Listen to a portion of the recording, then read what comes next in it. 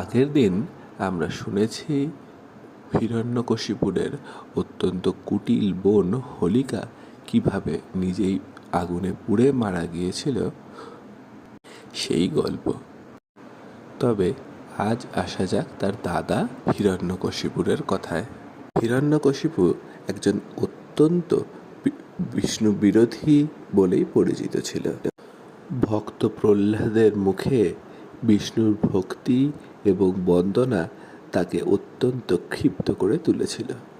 নিজের সন্তান হলেও প্রহ্লাদকে হত্যা করার সে অনেক চেষ্টাই করে, আর প্রত্যেকবারেই প্রহ্লাদ মুক্তি পায় ভগবান নারায়ণের আশীর্বাদে।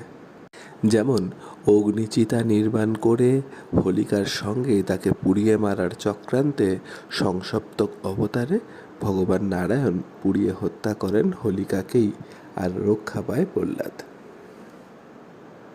অবশেষে এলো হিরণ্যকশিপুরের বেলা।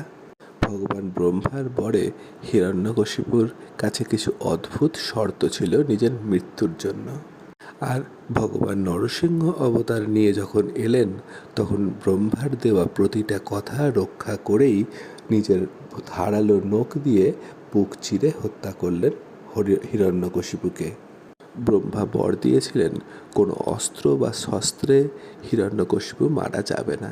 তাই জন্যই ভগবান নারায়ণ নিজের নখ দিয়ে তার বুক চিরে তাকে হত্যা